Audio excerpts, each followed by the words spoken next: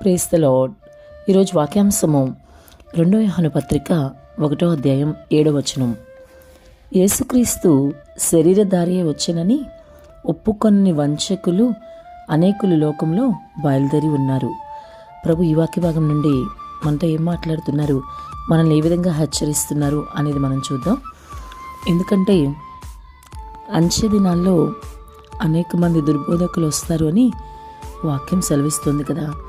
మరి ఈ చివరి దినాల్లో మరి యేసుక్రీస్తు దేవుడు కాదని, ఇంకా ఆయన శరీరధారియే వచ్చినని ఒప్పుకోనని అనేకులు దుర్బోధలు చేస్తూ తిరుగుతూ ఉన్నారు. చాలామంది విశ్వాసుల్ని పక్కదారి పట్టిస్తూ ఉన్నారు. కానీ జాగ్రత్తగా ఉండాలి. సహోదరి, సహోదరుడా, నీవు యేసుక్రీస్తు శరీరధారియే వచ్చాడని నమ్మే వ్యక్తివేనా? యేసు దేవుడు కాడని చెప్పే వాళ్ళలో నీవు కూడా ఉన్నావా? ఒకవేళ అటువంటి వాళ్ళు ఎవరైనా నీకు తారసపడుతూ ఉన్నారా?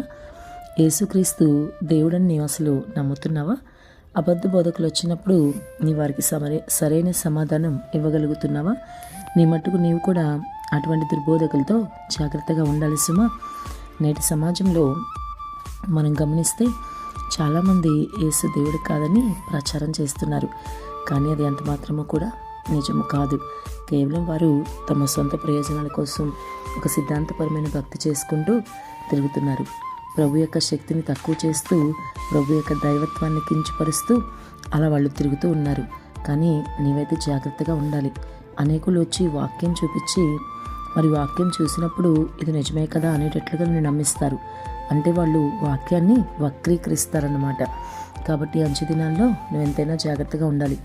నీ మట్టుకు నీకు ఎక్కడ ఇటువంటి వాళ్ళు అనగా యేసు దేవుడు కాదని చెప్పేవాళ్ళు నీకు తారసపడినా సరే వాళ్ళకి వాక్యం ద్వారా సరైన సమాధానం నువ్వు చెప్పగలగాలి. వాక్య ఆధారాలు కూడా నువ్వు వారికి చూపించగలగాలి. లేదంటే వారు నిన్ను చాలా సులువుగా పక్కదారి పట్టిస్తారు. యేసుని నువ్వు ఎప్పుడైతే విడిచిపెట్టి పక్కదారి పట్టావో నిత్య నరకాగ్నికి గురవుతావు. ఆయన మార్గంలో ఉన్న వాళ్ళకే నిత్య జీవమని ఎంతో వివరంగా వాక్యం సెలవిస్తుంది. యోహాను సువార్త 14:6 ప్రభు చెప్తున్నారు కదా, నేనే మార్గము, నా ద్వారా వచ్చిన వాడు మాత్రమే మరి తండ్రి యొద్దకు చేరుతాడు, అనగా పరలోకం చేరుతాడని అర్థం. ఆ విధంగా చెప్తున్నాడు ఆయన. కాబట్టి ఆయన మాటను కాదని దుర్బోధకుల మాటలు వినాల్సిన అవసరం లేదు. ఆయన చెప్పినట్లుగా ఆయన విశ్వాసం నుంచి మరణం వరకు నమ్మకంగా నువ్వు సాగితే తప్పకుండా ఆయన రాజ్య వారసత్వం నీకు ఇస్తాడు. యేసే దేవుడని ఎన్నో ఆధారాలు ఉన్నాయి. ఎన్నో వాక్య ఆధారాలు బైబిల్లో ఉన్నాయి. అంతేకాదు మన జీవితాల్లో మనకి ఎన్నో కార్యాలు ఉన్నాయి. మరి ఇవన్నీ పొందుకుని కూడా ఇంకా ఆయన మార్గం నుంచి పక్కదారి పట్టడం ఎందుకు?